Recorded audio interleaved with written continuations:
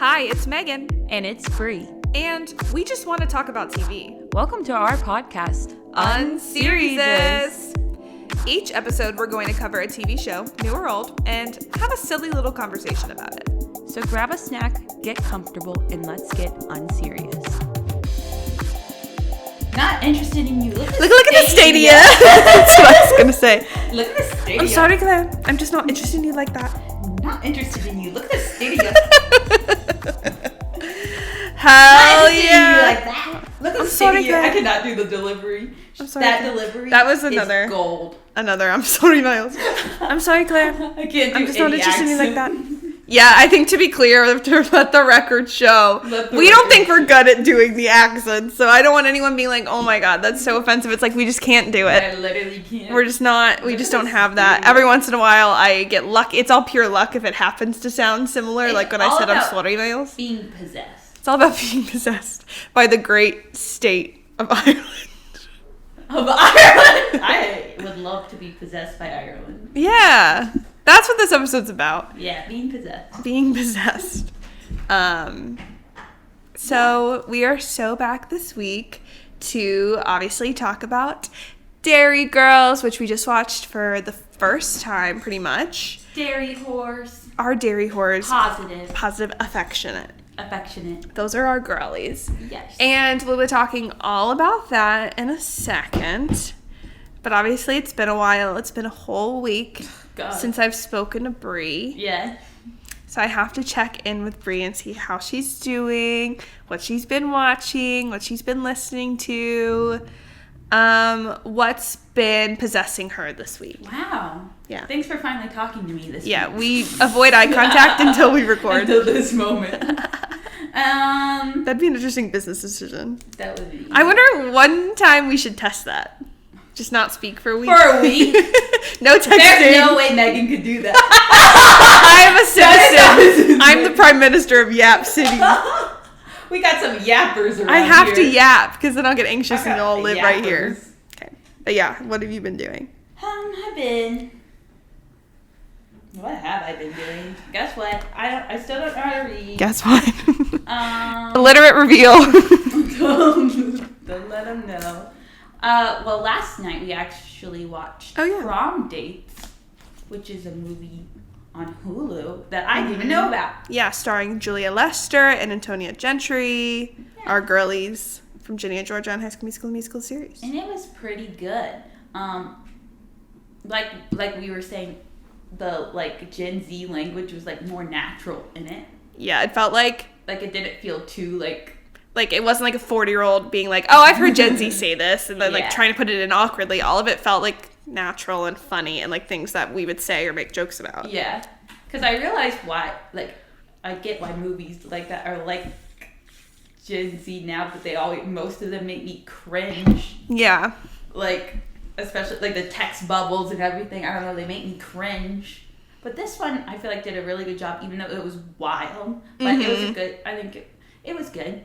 Yeah, it was such a solid movie. I feel like I always try to measure movies for what they are, and I feel what it was trying to do with telling us dual storyline about two friends trying to get prom dates, and obviously then having their friendship woes and go through hijinks throughout the night. Yeah, and it's 24 hours. Right, they delivered. So for anyone who doesn't know, the premise is two best friends, Jess and Hannah, have been dreaming of prom their whole friendship.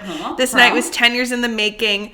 But then Julia's character, Hannah, gets overwhelmed by her boyfriend because she is a lesbian but hasn't come out yet. And she was like, okay, now I can't live like this anymore.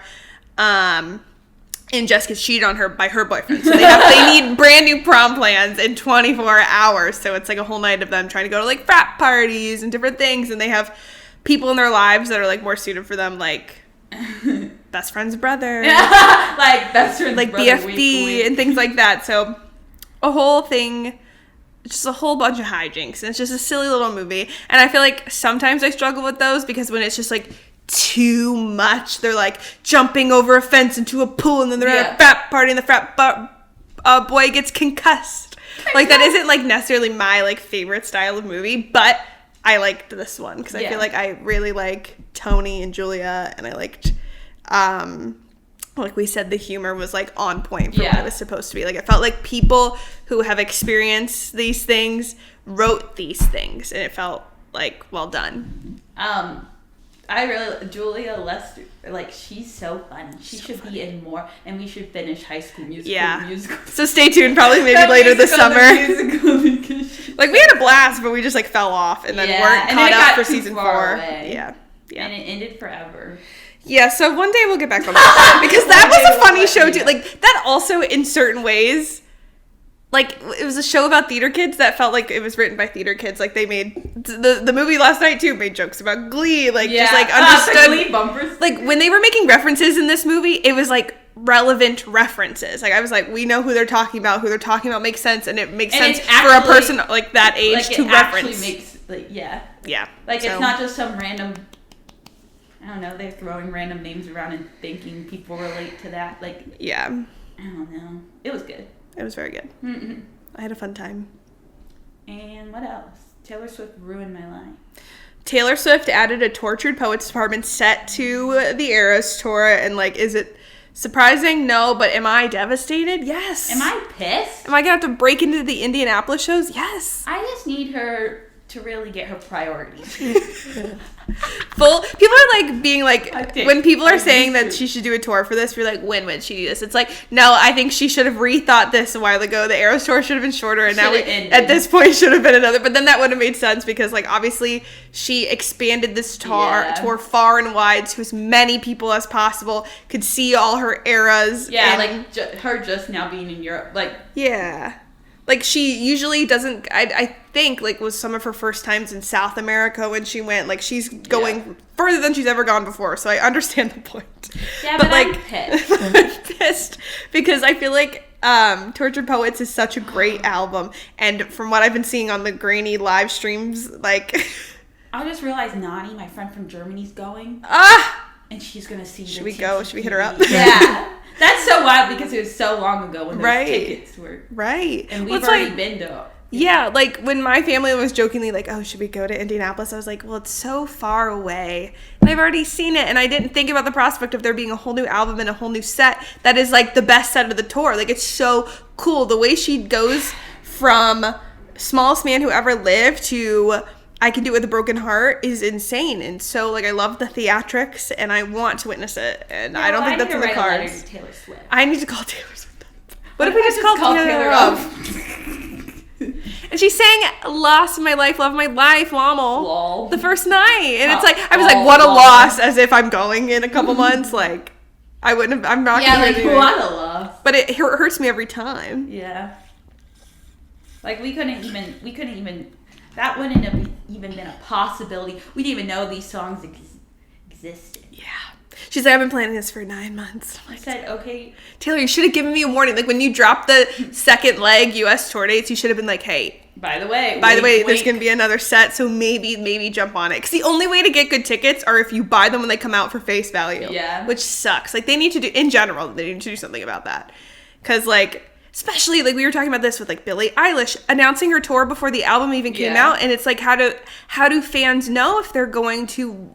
Like, they're gonna want to go anyway, sure, but it's like Billie. It doesn't make sense. But it still, in a way, doesn't make sense because it's so far in advance, and some people just don't know what their financial situation is going to be, like their physical situation is going to be, like where are they going to be. And with everyone releasing music and having tours, you have to decide which ones you want to prioritize. Yeah, and we haven't even heard Billie's music. Priorities change, too. How am I supposed to know what to do? I know. In this economy. It's so much.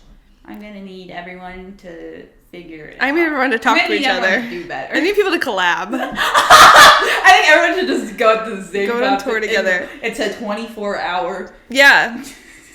That sounds fucking lit. With all, like, the best artists. I'm, like, on the floor. Yeah. Yeah. Yeah, it's hard. Like, I would love to see the new set, but unless some miracle comes, unless we win a radio contest, I gotta enter some radio contest. Me a ticket. Yeah. I don't know, Taylor. Yeah, I feel like that's been plaguing me this week. Thinking about that. I listened to Dua Lipa's album, but I feel like I need to listen to it more. Listen to that. Because I would love to see, like, I just feel like she is such a fun performer that I wouldn't say, I feel like I need to listen to it again. I love Dua. I would say, though, this album isn't hitting for me the way, like, Future Nostalgia did. But I would still love to see her perform. She's going to do other songs, too. Like, I would just love to see her in concert while she's still doing some of her other hits. Like, I want to see I Come and I Go. She has hits. Houdini slaps, but I also still want to hear, like, I just forgot all the lyrics to Levitating, but you know what I mean. Yeah. So. Wait, do you remember her, like, earlier single that's, like... New Rules? No. Well, yes. That, too. New Rules changed my life. Hits, but she's like, I'm hotter than hell. I'm like, I wonder if she does that. It's like, she has so many hits. Yeah. There's so many bops. I know. She's just a good pop girly. Solid pop girly. Wrong. I would love to see, we saw Sabrina Carpenter at Lolla last year, but would love to see, like, a full, like, blown out Sabrina Carpenter set. I would like to just see Espresso. Okay. What? Now you leave after. I'm like, all right, I gotta go. All right, I gotta stay. She doesn't, you're like, oh, she never did Espresso, I gotta leave. Then encore, all right, I gotta stay. Yeah. Okay, fine, I'll stay. She's such a good performer and has so much fun music, too, so I don't know. We'll have to see what the pop girlies are gonna. I'm tired of these bits. Tired of having to open my wallet and decide what I gotta do. And go to every concert. Yeah. And I should be in Derry. That's true. And I should be somewhere. That was a pretty good transition. Pretty good. But then I was like, was I gonna say anything? No. I didn't really have much going on. I'm just waiting for pollen season to start. Oh, of course. But that's also a good transition. Yeah. Our girly Nicola. Girly. All right. Yeah, so on that note, fuck Taylor Swift. I'm just kidding. Yeah, on that note, fuck Taylor Swift and fuck Keith. Fuck Keith Habersberger. That's the most insane thing to say out of context, out of pocket. Fuck Taylor Swift and fuck Keith Habersberger. Oh, I could am I hating on this? You hating on, but then if you look at, like, the people that are, like tier 1 people that we care about, that we consume content on a regular basis, they're both pretty like... Nah, fuck them. I'm quitting the tripod. I'm quitting listening to Taylor. I'm quitting. For legal purposes, that was a joke. People are going to take that out of context and we're going to get canceled. Take a joke. It's like no one wants to work. We just love them. Keith, we have to give context to Keith.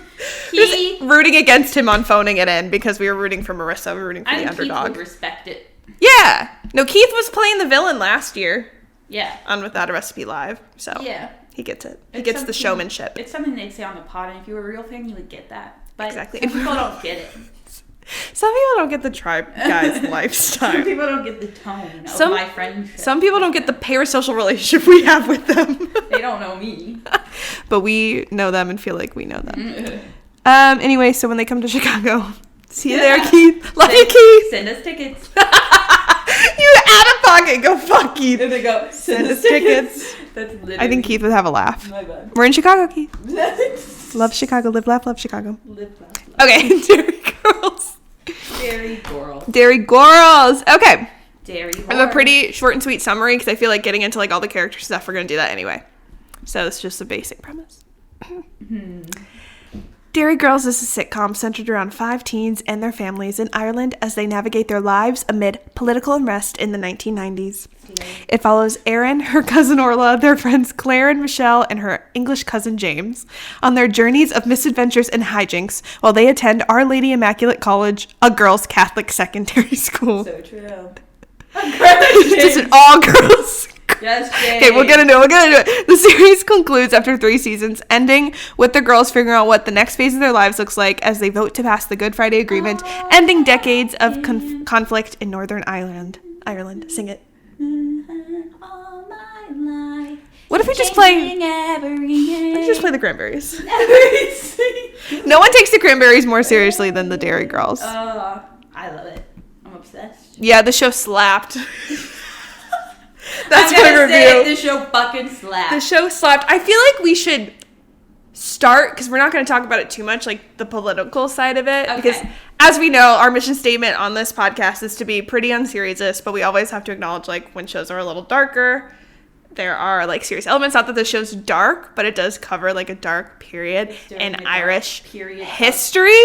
And I was just going to start off by saying, while I knew very, very little about the show in general, I knew, like, the comedic aspect. I had no idea that it even took place in the 90s. Like, just from seeing it in passing on Tumblr and TikTok, I was like, I didn't see anything that clued me into this being, like, a quote-unquote period piece. It feels weird to say it 90s is a period piece, but it is. And that I didn't know that it covered the stuff going on, because I didn't even know that this was happening. And I feel like that says a lot about the education system, but also, to be fair, like, we learn more about American history than we do about Irish history. But I would imagine it would have come up maybe in a small way, because obviously, like, a big part of the show is Bill Clinton going there and stuff. But I'll just give it up. The American education isn't great, so that's not on me. That's on the country. I didn't know, like, there was, like, the Republic of Ireland and Northern Ireland. Like, I didn't know there's two separate, like, one is part of the UK and one is not. I didn't know that until I went to Ireland. I was like, oh, yes. And speak on that. And they, like, I didn't know that it was so separated. And it kind of, today, is still kind of, like, separated. Yeah. But, like, not, like, as intensely as it was during this. But, like, I was like, oh, we're in the UK, but we're not in Dublin. You're not in the UK. And I'm like, huh? And then, this show, I also had no clue that it was in the 90s until I started it, and that I didn't know how long the, like, actual war went on, and that it went into the 90s. Like, I thought it was ended earlier than that. Yeah. I feel like stuff like that's a hard thing to grasp. Obviously, there's awful things going on right now, too, in different parts of the world. But especially living in, like America, it's hard to, in the 21st century, it's hard to grasp stuff like that, because it's never happened on our soil. Even big atrocities that happen, like, don't always happen at the same, like, we were babies when 9/11 happened. Like, you know what I mean? Like, we were really young. So, like, it's hard to grasp this stuff, and unfortunately, because we have, like, crazy shit happening in our country all the time that we don't need to go into, but everyone knows what I'm talking about, it desensitizes some of it, too, unfortunately. So, and there's just so much going on. Like, the world is so big, and there's so much going on everywhere. Yeah. And, like you said, we didn't learn about Ireland. Like, I didn't learn about Ireland. Even things we do learn about, they don't talk about well enough, I think, to fully grasp. And I get, like, elementary school, you're never going to go into, like, what was really happening on Thanksgiving, because you're elementary school kids and you're because you got to put your hand on a piece of paper and draw a turkey. Like, they're not going to go into, like, all the mass murder. Yeah. But even when you get into high school and stuff, you learn about that, but I don't think they emphasize all of our problematic history the way that they should. Just, like, kind of go over it. Yeah, which, like, I was going to say I don't get, because I feel like the only way you don't repeat history is to learn about history. Yeah. And I feel like that's all we really need to say. I think everyone would hopefully agree with that. But long story short, I think it's really cool that they highlighted it, but in a way that was, like, showing, like, what an average family would be going through and how they were just, like, living their normal lives. Yeah. But meanwhile, you're seeing, like, the television set, or they're dealing with, like, passing by military in the streets. Like, that's crazy. Like, just seeing the military, like, that's something we can never can't imagine. Like, having to go past a bunch of military, like, just a normal day. And I think it would have been so easy to make this show, like, a drama. And I'm so happy they did, like, a comedy, and they did it so well, where they were still, like, it's very silly and goofy, but they're still, like, watching the news and showing, and it's, like, makes it even, like, more realistic, I guess, in that way, because they're just, like, living their lives through it. Like, it went on for 30 years, so they're not gonna, like, you're not gonna not live. And especially the teenagers, like, they just grew up, like, this being the norm. Like, this wasn't something that happened to them. Like, it was always happening in this moment. Yeah, which sucks. But I think it's so like, representative of just any semi-modern times, of, like, when shit's going on, like, you care about it, you have to learn about it, you want to, like, vote. Voting was a big thing in their last season. But it's also, like, that tricky navigation of you can't completely stop your life because of all these other things going on, because like then that one point then life's not living like worth living, like balancing just like being humans, being kids in school, laughing, doing stupid shit, like we'll talk about all the silly things because that's life. And I remember reading an article when I was in a writing class, and I think it was Brett Goldstein, funnily enough, where he was making a comment. It's like even in like the most serious things, and I wonder if it was about Ted Lasso and how they were talking about mental health, but I don't remember when the article came out, if it was before, and how like when people are in war and on the battlefield, they'll joke with each other because it's the only way humans know how to cope is through laughter. And I feel like that is partially like what the show is doing, is trying to show the balance of like just living your life amongst chaos.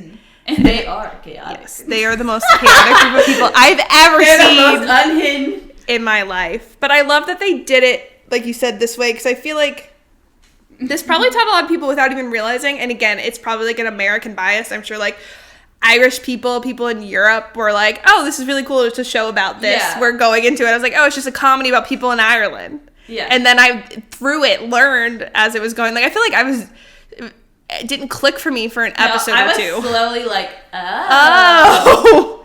That's on me. But but that's also like, I feel like, I mean, of course, people in Ireland probably got more of the jokes. Yeah, I want to rewatch it. I definitely didn't get all of the jokes. I wanted to rewatch it anyway, but then, like, reading about it a little more on the side, I'm like, this would have made so much click. I probably should have done a whole history lesson before I watched it. Right. I feel like by season 3, I was, like, in it. Yeah. But, like, in this first season, I was just like, okay. Okay, especially because, like, in my head, it didn't even click that it was in the 90s yet. Like, it took me a second for that to make sense. Yeah. Again, on me. But to be fair, everything I've seen posted about it is always about the silly little things Claire's doing. It's just silly little montages. And they all have no chill. And I feel like the people who love the show, and it's probably in their, like, small little, like, groups. I know, like, a lot of people love the show. I'm not trying to say that. But, like, I wish people were, like, hyping this up more for what it was. Because I feel like it's such, despite it being, like, a silly comedy, it's very educational. Like, I learned something new. I learned more than I did. Like, why? TV's so cool. TV's awesome. Like, such a great way to do that. And I'm glad that it became mainstream, because I feel like there's obviously a lot of shows that'll air in Europe that you won't always hear about because it just isn't as popular, and it takes a lot for it to, like, I guess, get to America. Some American TV's all over the fucking place. All over the fucking place.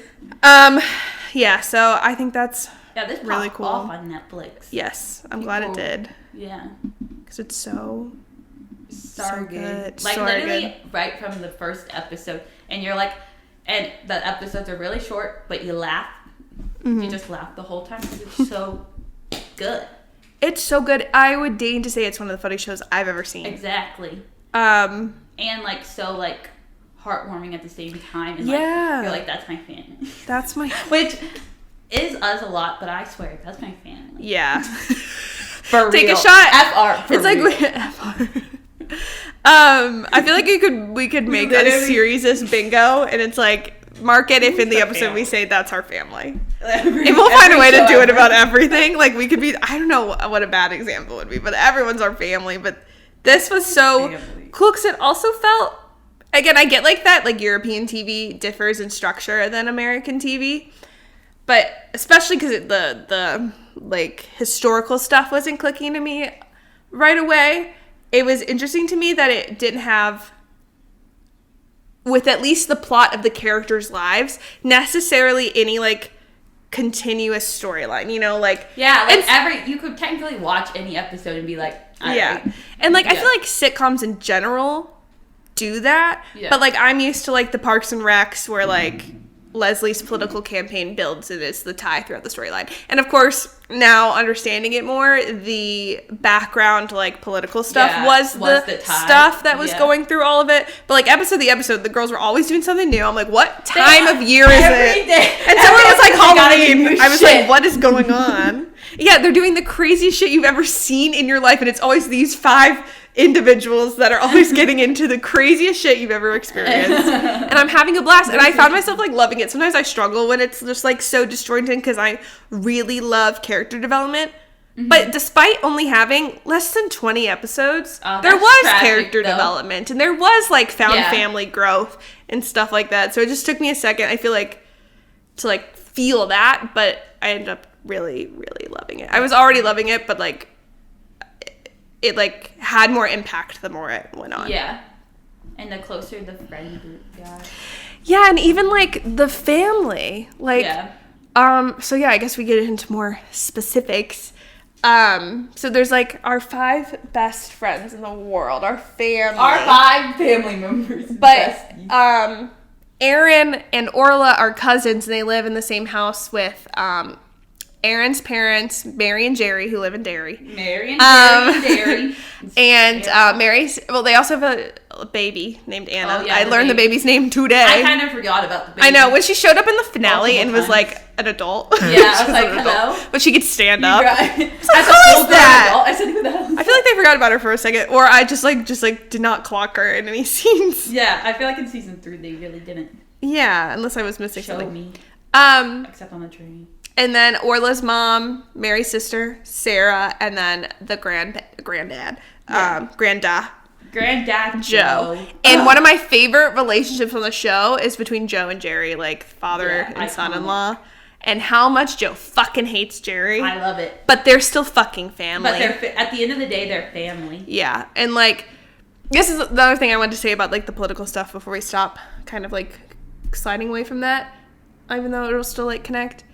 Is I think one of the biggest things that hit was in the season 1 finale when they're doing like the dance and the girls are having the time of their life. The Cranberries. That was the first Dreams, right? Oh, it gives me goosebumps. Needle Drop. I know. Every time the song plays, I get so like fond and I think of that. And they're watching and then they're watching like a fatal bombing. Yeah. And that just shows the contrast of like how we're just like trying to live life as normal in the midst of some of the most devastating shit going on.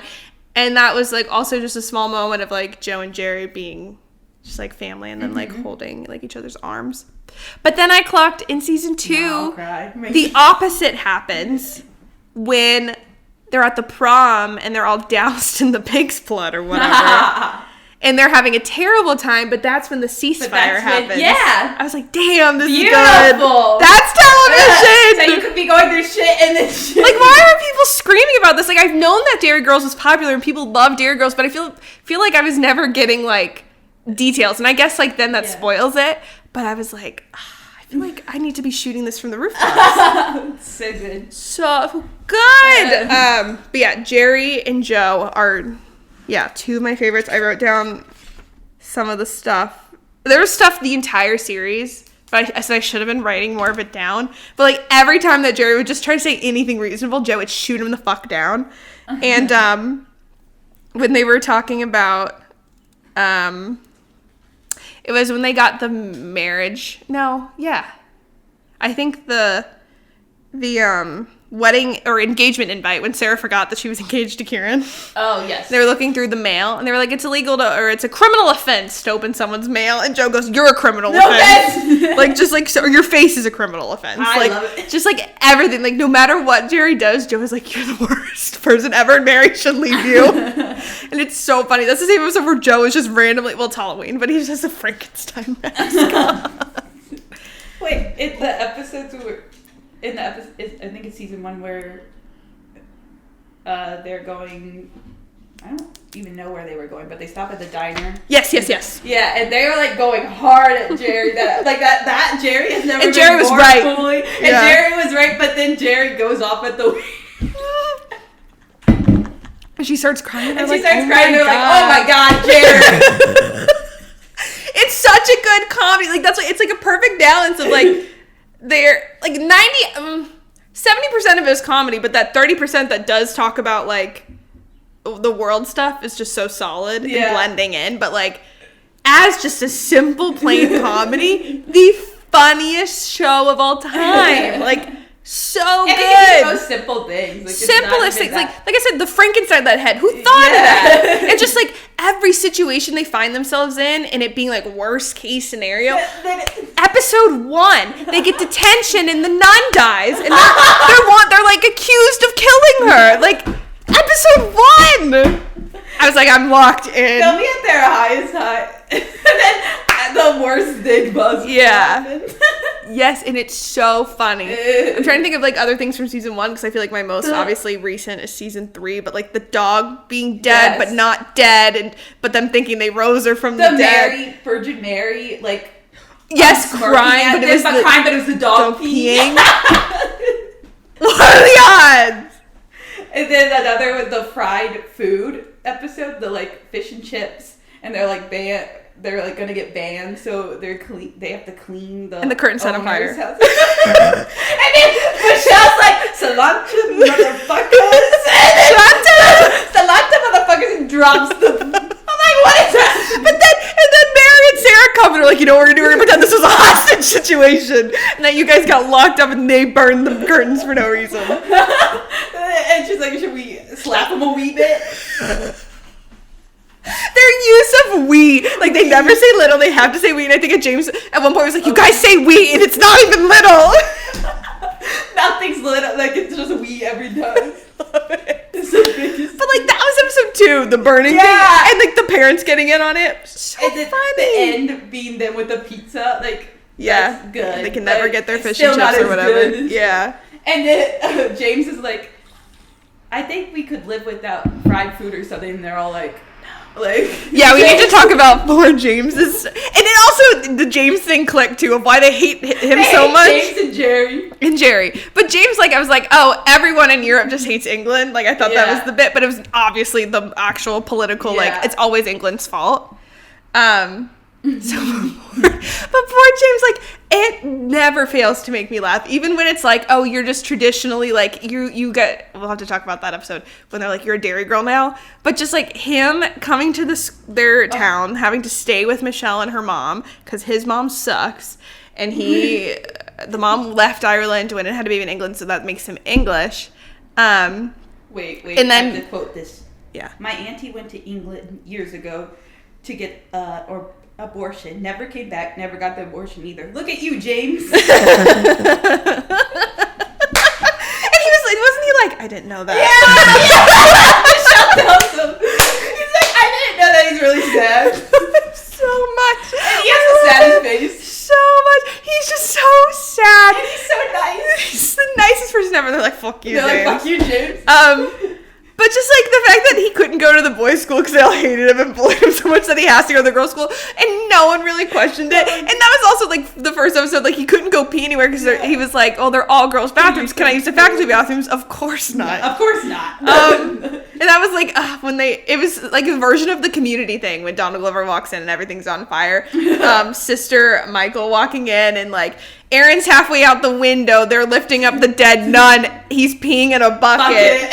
Poor James. But like every single time anyone refers to them as like, oh, the girls. Yeah. He's just always from day one. Like, he's just one of the girls. Like, and at this point it was normalized, and James didn't even bat an eye. But like when Sister Michael's aunt or whoever died, and he was like, I'm so sorry. Like he's the one that went, I'm so sorry, or something like that. And she was like, it's okay, girls. Like, yeah. It's okay. Like, right to James, it's okay, girls.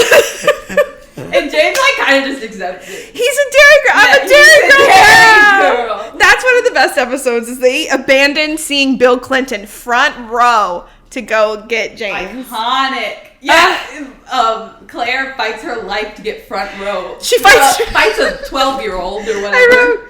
I wrote, Claire has like something on her face. What happened to your face? See that bitch over there? And it's like a 5-year-old girl. It's like a little kid. It's a wee. It's a wee. It's a wee child. It's a wee child. Yeah, she fought for her life, and Michelle is always the meanest to James. Yeah, but like that's her cousin. That's her cousin, and she's like, that's a cousin thing. Like we're always gonna be, both of them too. They're always backing each other. But she runs after him. She's like, what am I supposed to do? You're a dairy girl now. It's a state of mind. And that got me too, because Michelle's also just like the meaner character. But then she had her tender moment of being like, you're a dairy girl. Yeah. It's a fucking state of mind. I could cry. I cried so much during the last season. Yeah. Like not even when it ended. Like at various points throughout the season, it just like made me so happy. Like even just when things were happy, just because I got so attached to them. Yeah. So fast. Like what an ensemble.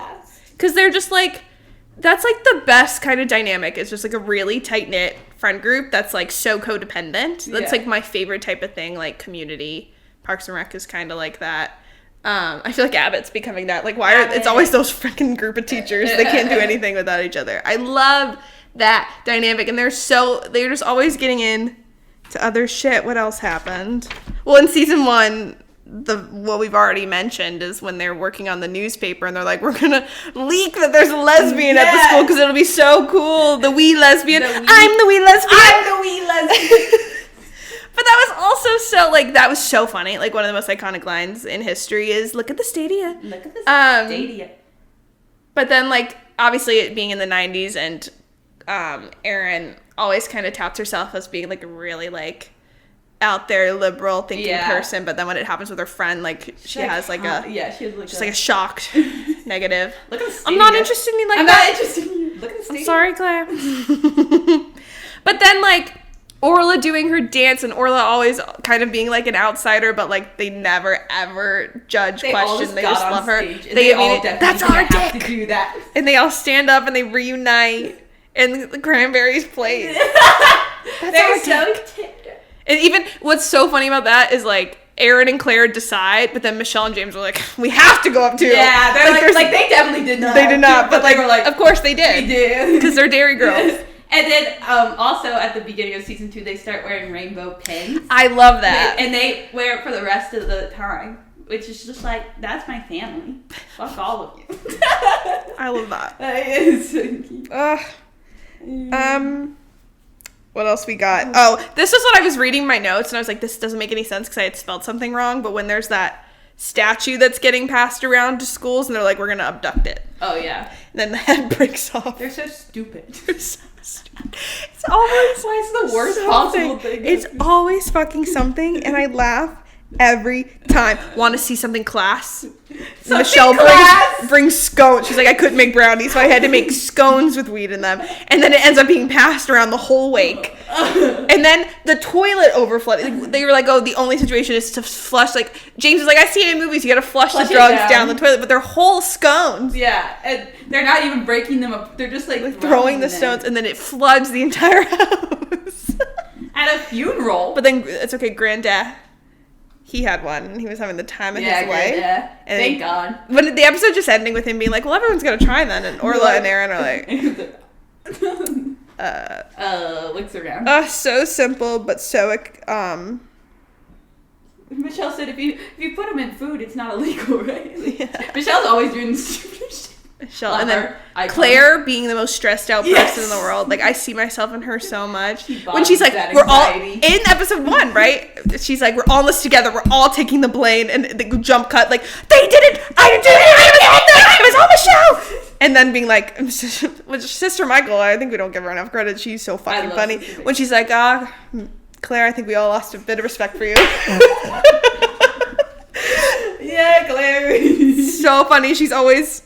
Nicola. Freaking out, her screaming. Nicola, yeah. Nicola. Comedic. Like, every time she freaks out, it's like the funniest, like, just so the way funny. she does it. Like, she's like, I'm panicking! Throwing the rock through the window. So high, and she's just like, when they leave her at the train station, she just goes, what was I have it written down, but I don't remember the context. It's in the prom episode. Expand and explain. Expand and explain. I don't even remember what she was asking them to explain. I don't know. Wait, when she has a vow of silence, it's separate. When she has the vow of silence, but she breaks it because they think the mom's cheating. Yeah. She's so fucking funny. I don't want to make this about Bridgerton, but I'm gonna for 2 seconds. It's supposed to be very, like, romantic comedy-esque, I think, in this season. I think, like, just there's, like, one little thing where it's, like, Colin's trying to, like, teach her how to, like, get a suitor, and he's like, well, I want to see how you act without me helping you. So it's like her being really dorky, and I'm like, I think they're gonna give her a chance to be comedic. I need them to let her give what I know she can give, which is comedy. Because please. I love Claire. Yeah, that's what I'm hoping we get a little more, like, comedy, because that's what Nicola also said is where it feels like Daphne and Simon and Kate and Auntie are very cool, like they're just like cool people, popular people. She's like, Colin and Penelope are nerds, and we finally get like dorky characters at the front center. I'm like, let's go. Let's fucking go. Okay, no more Bridgerton. Save that later. You gotta hit Nicola is genuinely, like, she has the funniest deliveries. So funny. I always watch, like, anything she's in. She's in a movie with Amy Lou Wood, right? Yeah. From Sex Education. I was just seeing their interviews. And I was loving. It's a comedy. Yeah. So I think we gotta turn that on. You gotta watch it. Yeah, I'll eat anything she does up. Mm-hmm. So that's so exciting. And then I was gonna say, Sister Michael, just every time that Jenny Joyce does a performance. Jenny Joyce cracks me up! And she's like, we have a lot of atrocities going on, and that play is added to the list. She's like, every time you guys sing or something, or people sing, I'm reminded of how much I like the original artist. Like, she just roasts it. Like, over and over again. And Jenny keeps putting herself on the stage. And Jenny's just like so smart. She keeps singing and like she's the worst singer ever. Oh, Jenny. Jenny. Love her, hate her. Love her, hate her. She's Jenny Joyce. She's kind of funny. She's pretty funny. When she's the only one that shows up to school that day. Yeah, Jenny. Sister Michael's like, you gotta learn to push back. Yeah, come on. She's like, get a grip, girl. Sister Michael pulling up to that haunted house in the fucking, like, DeLorean. She has her sunglasses on, lifts her car. Yes! An icon! Everything she does is so funny. God. She also, I feel like, it's a huge part that, like, makes the show. Yeah. Everything is just so well done. Like how consistent all the characters are. Like, yeah. Like, even the little side ones, like, we see them a lot, like Uncle Calm. Mm-hmm. Oh, yeah. He's so fun. You're kind of like, oh my god, but it's just funny how much they commit to him really being the person to just keep talking. Mm-hmm. Like, and when they get arrested for robbing the school, and they're like, we only need one person to come, and he'll come, and he'll just bore them to tears. And who does he bore the tears also? Liam Neeson! Impeccable cameo. Like, I didn't see that coming. Apparently they kept it really secret, so when it actually aired, it was a big surprise. So I'm glad that I didn't hear about it too. I had no clue. And then him showing up at the end to vote, like, fuck yeah. Yes. This show is so perfect, and it's one of those things where I want more. And I think maybe they could have done another season or something, but I think because of the length, they were able to, like you said, like, play to the caricatures without running out of juice, you know? Like, so eventually it's like you want, like, characters to grow and change, but they grow and change enough without losing what makes all of them so individually funny and unique and iconic that, like, I feel like you can only do that for so long. But unfortunately, season 3 was the funniest season. No, and then we just have to, like, be done with it. And it ended so well, so I'm not, like, too annoyed. Yeah.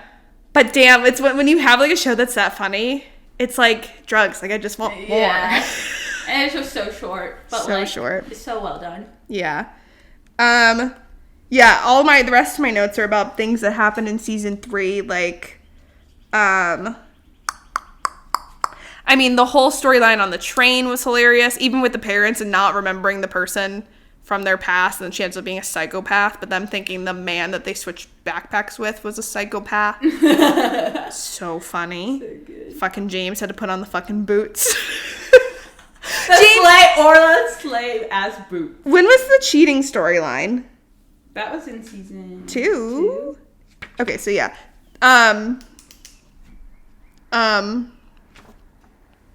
All of them being the Spice Girls. And it iconic. Killed me, though, that James, out of all of them, was Posh. I know, but like, the quote-unquote main Spice Girl, James gets to be fucking iconic. Iconic.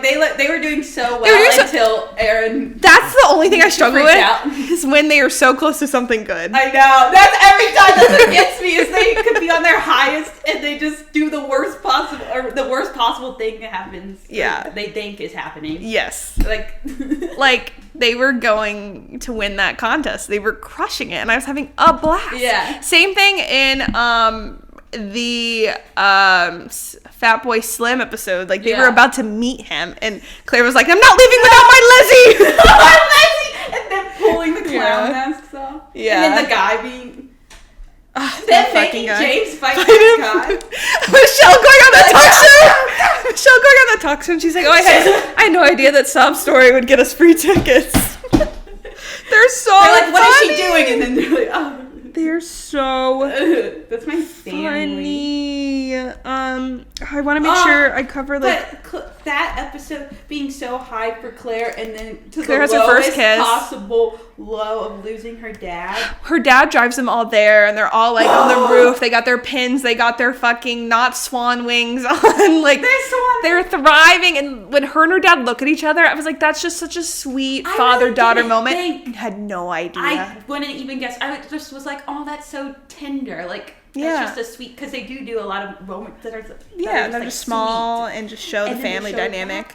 And it did mean something. When Jerry gets that call, one of the most chilling moments I've ever seen in anything, because it was so simple, but like his facial expression, he didn't do anything crazy, but like you knew it, like just because of the way it was shot, the way he reacted, like you knew the worst thing in the world happened, but like we were like, what is it? But literally, no, it had. I was like, what could it be? Because I was like trying to go, like everyone was. But I didn't really think of all the other parents. Yeah. And like, I just didn't think that was possibly going to happen. Right. And because there was like other stuff going on, like I thought maybe it just was like something else with like the war. Yeah. But then like that would affect the rest of the family. Like he had to go find them because it was specific to their like group of people. Group. God, and like the funeral scene and them all just like clinging to each other. Jenny Joyce reaching out to like support. Like God. Like Jerry loves them when they go to the concert in season 2, the other concert, and then he's like sees them on TV but doesn't say anything. Jerry because they snuck out, right? Like and they're like, oh, I wonder where they are, and he sees them, and Jerry smiles. Just like they're having the time of their life. They're being Jerry. Girls. Even James. He's just a girl. At the end of the day, he's just a girl. When they put the eyeliner on. I love them so much. We're kind of like towards the end. I want to like make sure I'm saying all the funny things. Another thing, when they went on that trip where everyone was attacking Jerry and Claire and James rode with the family. It was like Claire, James, and the baby in the back. Yes, and said, that's the big three. That's the big three. I think the whole episode where they're thinking they're taking care of Sister Michael's aunt's house, but it's like a completely different house. They're laying in that bed like they're in Charlie and the Chocolate Factory. That cracked me up. When they're like, Claire goes, arm yourselves! And they all grab the most random shit. Orla has a box, but the box ends up taking the guy down. But then it ends up not even being the right house. And then we have to take a moment to talk about James and Erin. Yes. I have to say that the first time I watched this, so I watched it before and got like 9 episodes through. Or not 9. 6, like the first season? 5 episodes through. And then I didn't know like that, but then I saw an edit in the time where I stopped watching, and I saw that they were like, I saw like one of the scenes where they were together or something, and I was like, what? Like I was shook. Yeah. Like. Wait, I have my own story with that. So I've been wanting to watch Derry Girls for a while, like at least before season 3 came out, because I remember season 3 coming out and being like, fuck, I want to catch up, but I just never did that because obviously we just watched it for all the way through now. And I remember seeing a shot of the two of them looking at each other, and it was like, everyone was like, oh my god, I can't believe. But I remember going, just erase that. Just forget. Like, I'm not going to remember who those two people are. Like, I'm not going to remember. But I remembered it enough that when I started it, I knew that 2 people get together eventually. Okay, yeah. And I was like, well, now that I'm watching it, one of them has to be James, because I knew it was a guy and a girl. Yeah. So I was like, okay, and I know it's not Michelle. It's obviously not Michelle. I was wondering if they'd bring in anyone else in the school, and maybe it could have been like a Jenny Joyce or something. Yeah. So like this whole show, I'm going, I wonder who it'll be. And then like when Claire comes out, I'm like, well, it's not Claire. It's not Claire. And then I was like, that either is Orla or Erin. And Orla and James in the background of scenes, they're always like really tight-knit, which is sweet. So I was like, oh my god, it can go either way. But then I found myself going, oh my god, I hope it's James and Erin. And if it's not James and Erin, it's going to be really sad because I set myself up for no reason, seeing 2 people whose faces I didn't know. And this whole time haunting me, when's that going to happen and who's it going to be? Yeah. And then I was like, I'm not going to look. Like, part of me wanted to look it up just so I could know and not root for something that wasn't going to happen. Yeah. And then I'm watching a fucking multi-couples edit the other day. One, just once are they in it, and it's the 2 of them, like him, I think, watching her on the video or something like that. I think that's what I saw. And I went, like, I made me laugh because I was purposely avoiding looking into it as I'm going to let myself enjoy the show and find out as it happens. And then, like, I didn't think, because I've never, never in my life. We watch a lot of those. Have never seen them in anything. Yeah. And I was like, of course. While we're watching Derry Girls. But it was small, and they were already... It was very small, and it was, like, spread out. Like, I didn't know, like, the prom thing was cute. The prom thing, I think, had already... Maybe it hadn't happened, actually, when I saw that clip of them. But, like, yeah, they did it in small ways. That was all very, like, again, like, the show didn't have too many, like, linear things that, like, kept going. But I was really excited when that happened. Especially because Claire makes it such a big deal to chase after guys that, like, aren't thinking about her. Or Claire? Erin, sorry. Erin. Okay. Yes, sorry. Erin's always, all the... Like, in episode 1, she's trying to get that guy in the band, you know? Like, she's always, like, just, like, boy-obsessed. And at times. And like, not all the prom. time. Yeah. Like, it's really, like, and James... And not going with Claire. James is the sweetest person ever. Like, that's what Erin needs. Like, she needs a guy that's going to care about her the way that she would care about them. Bully. Well, yes. I did see people who were like, she just deserves that. Like, okay. It is kind of funny. But I did think that was sweet. And it plays into, like, the kind of metaphor of trying to, like, unite, like, British or, like, England and Ireland and, like, finding peace. And they did it in a way where it didn't take away from the larger picture of the story. Yeah, it wasn't too much. And, but again, like, you still play with, well, you gotta live life and find the happy things despite the things. So, like, they did a good job of balancing that and ending them in a way that I think was satisfying if you liked them together. And I saw that the creator said that she thinks they end up together when they're adults. Exactly. So I'm like...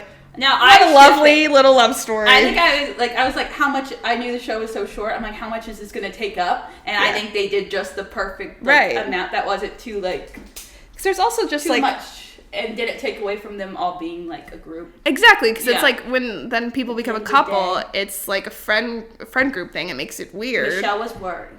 And that's what I wrote down. I was going to say it was one of the funniest things. She's like, this is incest! And James is like, we're not related. She's like, as if it makes it better. He goes, well, it makes it not incest. One of the funniest lines of the show. So funny. So, like, even when they're doing, like, sweet things like that. And Kiss Me by Sixpence None the Richer plays. And I've been listening to that a lot because I have, like, a rom-com playlist because I'm trying to write something. Trying to get back to my writing era. Yeah. I want to write a rom-com. Exactly. So that's obviously on my playlist. That's obviously. And I've been listening to it a lot lately. And I was like, oh, they did that for me. All the music on the show, though. The Cranberries, that, every single song, every needle drop, hits. Yeah. But yeah, I really like James and Erin. I love their moments in the finale of, like, her giving that speech that he's filming. He's like, you should write that one. Maybe I will. And them dancing together. Like, I feel like you said, it gave them just enough. Yeah. Without it overshadowing. But, like, being another just, like, cute part of the story. Yeah. So cheers. So Shlanta. So Shlanta. The finale did a good job. Also, like, it was, like, a year later. And they were all very similar, but they seemed, like, older. I don't know. They just seemed, like... I don't know. It was making me so emotional. They all just seemed to, like, have so much growth just in that time. The montage at the beginning of just, like, all the moments from the first few seasons. Yeah. God, I was sobbing. I was sobbing so much. Claire's dad was dead. I was crying. No. And then they start the next episode with the montage and a time jump. Yeah. And Claire moved away. Yeah. Sad. But they're all going to kind of do their own disparate things, but they're always going to be, like, a unit. She's like, you're 20 minutes by the bus away. When there's no traffic. Or it's like, you want me to bring you, I don't know what it was, like, bring you something. And she's like, I'm all the way in. Yeah. Like, okay. Yeah, that phone call when they were fighting, when they had a friendship breakup at the last second. Of course they did. But again, it played into the larger story of, like, politics not being black and white, and it's hard because everyone's gonna have different opinions, and nothing's black and white. Yeah. So that was a really cool thing. And the birthday parties, the monkeys, and the literary figures, or as Orla spelled it, the Mokies. James getting really excited about Riverdance also took me out. I wrote that down. But it came together so well, and the voiceover of Erin and them all voting and showing, like, even characters that you didn't even see in the episode, they showed them voting, and the finale was perfect. And the whole show was perfect. I didn't notice this. Someone pointed it out online. As they're leaving, Erin puts on the jean jacket that she didn't put on in the first episode. Now she's an individual. And Claire took it off. She's like, well, I'm not being an individual. Alone.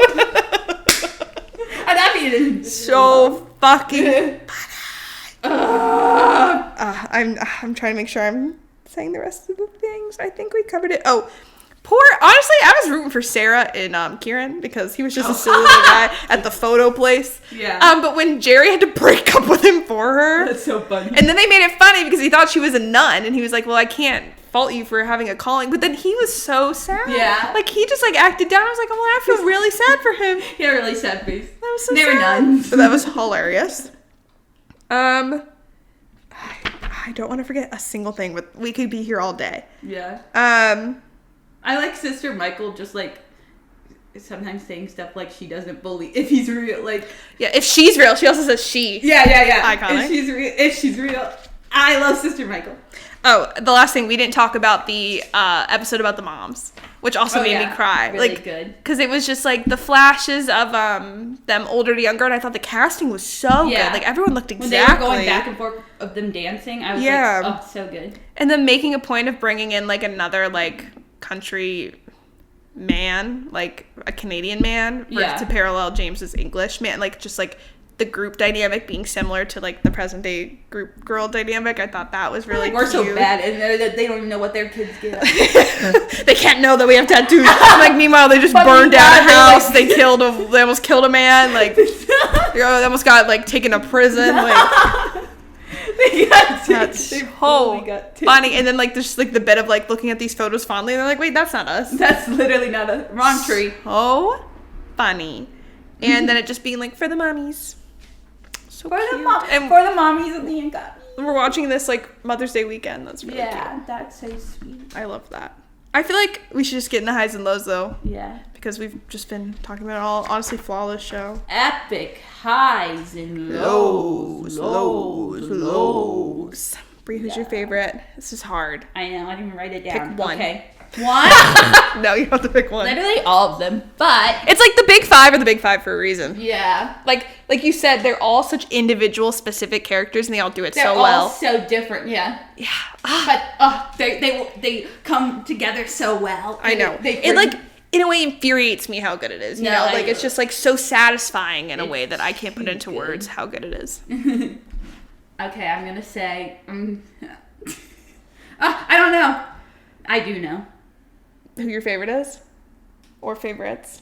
But I do some of the adults. Like, I know. I'm thinking of the adults too, but I'm going to say all five of It's hard because it's like we were talking about, like, with Emily Henry books or Taylor Swift songs. It's like you like them all. It's just like, who do you connect to more?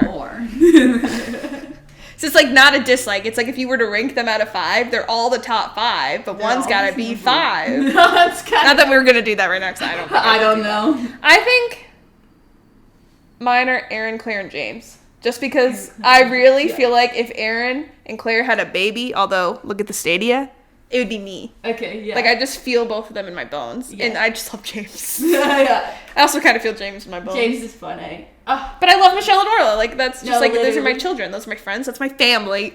Like, first, I would say Clare and Michelle. Mm-hmm. But then I really want to say Orla. Yeah. I love Orla. I love all of them. I love them so much. But, yeah, like, I think... Yeah. Oh, God. They're just all so good! I know. And then I did write Joe and Jerry. Yeah. Oh. Joe is my favorite adult. Mm-hmm. But Jerry's good, too. But I don't know. Joe is getting me a lot. I think Joe as an individual, but his relationship with Jerry is such a peak part. Yeah.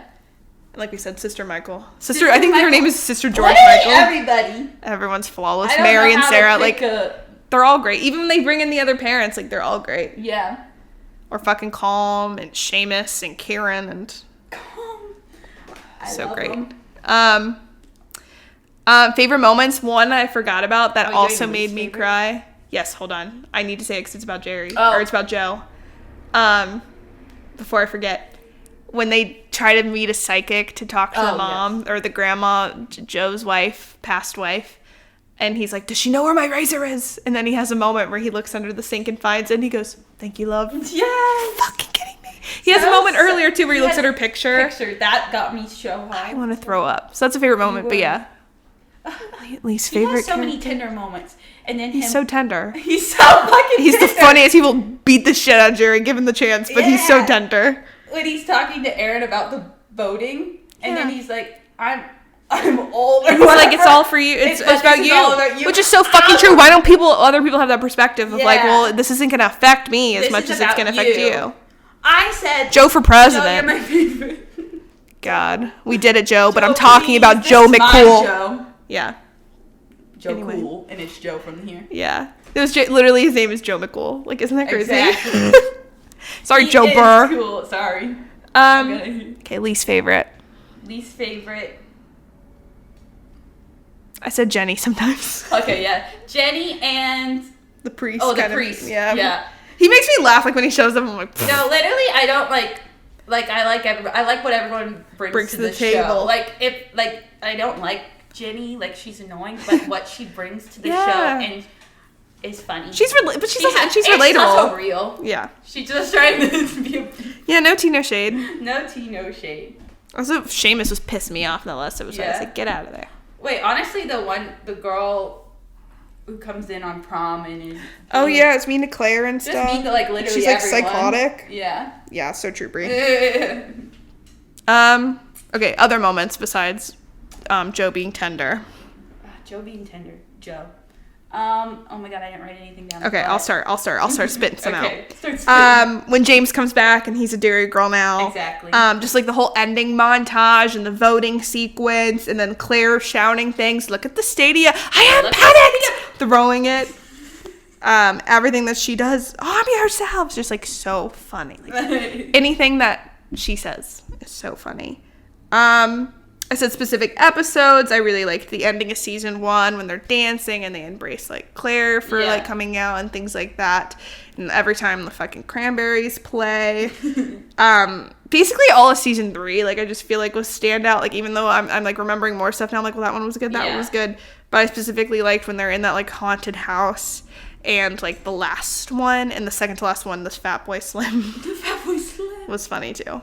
I just feel like they were on it in season 3. Like, they came back with a vengeance and were like, we're going to be funnier than we've ever been. Yeah, and I was sad because it was getting to the end. Yeah. That may have been part of it, too. Yeah, the sentimental. I was like, are you kidding? Yeah. Those were some of mine. I mean, retweet to all of those. I'm like, what else? It's all good. Like, it's pretty much always a high moment. Good. Like, unless something, like, sad and serious is going on, like, it's all an epic high. Just anytime they're all getting into shit. Like, I love when it just goes to shit. And like, especially in season 1, they're always in front of, like, authority. Like, yeah, the 5 of them lined up. It just ends. They're all lined up. I really like that James is always wearing that fuck-ass scarf. Yeah, this fuck-ass scarf. He wore it to prom and he wore it to the party at the end. Oh, I like when Orla takes Grandpa to that oh yeah, she takes him to the prom. She's like, you should take a special fella. And he's like, he's my favorite. Special. Yeah. Are you kidding? Are you kidding? I love them. I feel like I wish I wrote down more of what Orla said because she always had good one-liners too. Orla I just can't think of. So funny. Yeah. Yeah. That's what I'm saying. No, like I feel like, funny. And then for like least favorite scenes, it's literally like anytime there's a serious moment, especially like Claire's dad's death, because that was just so like real and like it took me so out of it for a second because I wasn't expecting it. Yeah, I feel like it's so much of it is such like a high, like it's just all pros. Even when it's being sad, like it's being done in such a well done way. Mm-hmm. I love them. Did you know that there is a mural of them on the side of a bar in Derry? I have it up. But I want to go. We absolutely need to go. Like, I looked at it, like, I clicked on a picture of it, and I, like, started crying. Because I love them all so much. Like, that's my family. Like, and it's just, like, when you think about how important this show is to, like, people there, like, I want to sob. Like, I think if I saw this in real life, I would sob. Like, I'm seeing the Northern Lights. Like... It's a mural. Like, I don't think you get it. Like, I don't know why they just, like, got me so good so fast. That's an impact. That's a powerful show. Yeah. It's my family. I should have put that up there. Girls merch. Yeah, we need some dairy merch. Okay. Would you recommend this show? I'm, like, crying over it. No. Would you recommend the show, Brie? Yes. Sweet tea in the summer. Yes. I would recommend, like, I think everyone should watch the show. I'm going to try to bully people into watching it. Next time I'm home with my family, I'm going to sit them down. I want to rewatch it. Yeah.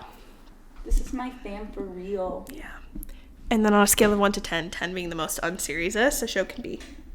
What'd you rate it? 7, 6. I put 7. 7, okay. So I kind of said it earlier. I feel like it's 70% the funniest show I've ever seen, and then like 30% like real world shit. Yeah. Because it's still like they clearly set out to make a comedy. And yeah, they're clearly trying to be so unserious. Like this is the most they want you to unserious group of people ever. Mm-hmm. Like it's so funny. I wish it was impossible to write down everything because every single thing was making me laugh so hard. Like I wish we should just literally I was like in there writing quotes, but like if I was to write every quote that I found funny reading the script, I would just literally write the show. So like watch it. Like, and I don't want to like butcher anything, so I'm not saying stuff, but it's just so good. So good. I think we should just become a Derry Girls podcast and do episode by episode. Derry Girls Rewatch podcast starring us. Recap everything. Yeah, I love them. There's only one thing left to do is find out which Derry girl we are, and we do have 3 options. Oh, don't worry. And we're already at an hour, so I'm like, I kind of want to do all 3, but yeah, we'll see. So it's time for game time with Megan and Bree for Derry Girls. Wow, I love that stuff rhymes with my name. Yeah, it's a really easy name to rhyme with, thank God. Okay, what do we think? I definitely think we should do which Derry girl are you? Or which one? The Ireland, like we were picking Ireland, because I feel like that one's unique. The first. Maybe we do the 2. Maybe we do the travel to Ireland. And the official just which Derry girl are you? Yeah. Let's do which Derry girl are you first. Because I think the travel one is more recently made. So we're doing BuzzFeed quizzes. Which Derry girl are you? And we're going to take 2. See if we get slightly different answers. Or if we get the same one for both quizzes, then I feel like that's a pretty definitive result. Slay. Okay, Bree, do you want to start us off? Yeah. Your friend is going through a breakup. Your advice is go on a new date and post it everywhere. Get drunk. You'll feel better with time. To hell with them. You should take yourself on a date. Throw yourself into a book. I was like thinking about saying to hell with them. But then as soon as I said throw yourself into a book, like that's my thing, is like let's distract. Yeah. You know, like maybe not necessarily book. I'm like, do you want to watch a show? Like that's what I'm equipped with. Something? One time we had a friend that was stressed about something like that. And I was like, do you want to watch something? No, I can't. I'm too distracted. I'm like, are you hungry? Like, no, I don't want to eat. Are you hungry? That is all I can give. That's all I got for you. Mm-hmm. I would agree with that, but I'm going to try to be different. And I also agree with to hell with them. Yeah. I feel like those feel both very us, and the ones we're choosing feel if we both had to pick one. Yeah. Okay. Pick a vacation. Camping, exploring a local city, exploring a foreign city, anywhere with water, exploring anywhere with a deep history, or anywhere cold. I know where you want to go. Not camping, or anywhere with water. Yeah, specifically not anywhere with water. Like, I guess if water's there, but that's not why I'm going. I'm going to say exploring a foreign city. Yeah, that was what I was thinking, and I'm going to pick the one that's exploring anywhere with a deep history, because that's that's similar. Oh, here we go. Let's fucking go for this next question. Oh, no, I have to read these. I can read them if you want me to. Okay, yeah, you go. You're John Mulaney. You are John Mulaney. Oh, I remember how he says them. Let's see if I remember how he says them. Okay, perfect. Which John Mulaney quote represents you? Why do people shush animals? They've never spoken. It's like, I don't want to read them in my head and then read them all out, so I'm going to try to figure out while I'm doing it. You all have a relative who is an expert, even though they really don't know what they're talking about. College was like a 4-year game show called Do My Friends Hate Me, or I Just Need to Go to Sleep? My vibe is like, hey, you could probably pour soup in my lap and I'd apologize to you. I paid $120,000 for someone to tell me to read Jane Austen, and then I didn't.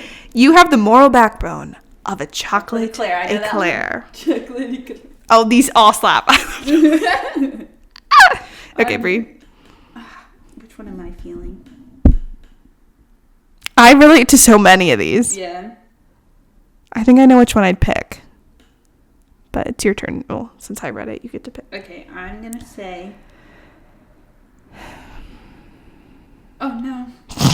They're all shitty. They're all pretty good. John Mulaney's, he's just a girl. It's John Mulaney. I'm going to say... You have the moral backbone of the chocolate eclair. I'm saying college was a 4-year game show Yeah, called Do My Friends Hate Me or Do I Just Need to Go to Sleep? Okay. Pretty relatable. Mm-hmm. So my vibe is you could pour a soup in my lap and I feel like those That's are the so true. eclair, college, and that one are really real. Mm-hmm. Who do you have beef with? A fictional character? A dummy-in-law? Anyone and everyone? No one comes to mind. Dentists and clowns. So true. School work rival. Oh, shit. I feel like the last two, I'm not going to say anything, but really speak to us. Yeah. But I'm also thinking about, it's not fictional, but then I thought about you and Keith. Oh, yeah. Fuck Keith. I'm going to pick a school/work rival. Okay, I think I have to say dentists and clowns. Yeah. Because it's so true. Which superpower do you wish you had? Heat vision, teleportation, telepathy, plant control, invisibility, or flight? Okay. The two I really feel strongly about are on here.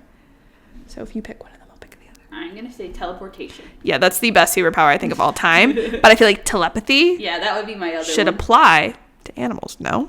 And I want to know what animals are thinking. I just wouldn't want to know what other people are thinking. Yeah. I wish as long as you can turn it on and off. Yeah. I just want to know what my dog's thinking. I want to know what your cat's thinking. I just want to know what everyone's thinking. I know what Maisel's. Okay. You're in trouble with your parents. What do? Admit what you did and suggest a reasonable punishment. Good luck proving anything. You often get a pass as you're easily Misled. Oh, misled. Missled. I can't read. Misled. Apologize. Become your own defense attorney and throw someone under the bus. Deny. Take it to your grave. Honestly, I'm a pretty big people pleaser. So I feel like apologize. I'm also tempted to deny. Yeah, that's what I would do. Yeah, okay, I'll do apologize. Like, I'm a liar through and through. I'm just gonna when it comes to, when I'm talking to my parent, especially when I was a kid, I'd lie. I'd be like, it's Sarah. I would lie for no reason. Yeah. That's concerning. But when I was young, just make shit up. You're a writer. You're creating fictional worlds. I was like, oh, this happens. Yeah. I was making up shit. That's so funny. Did you pick one? Yeah. The deny? Oh my God. Did you lose it? No. Okay. Yeah. Did you pick? Is that what you're picking though? Deny? Yeah. Okay. I'll read the next one. Finally, how do you go about voting? Never registered. Look at all the candidates' voting records and policies. Ask your mom who she's voting for. Whoever is soundest, coolest name gets office. Or pretend you read about their policies.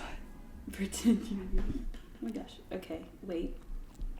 When it says whoever is soundest, does that say whoever's vote sounds is the best? Yeah. For you, I guess. Yeah. So I feel like it's that or looking at their policies and shit. Yeah. I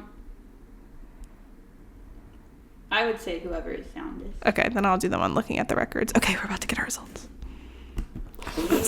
I'm so scared. Ah! Okay.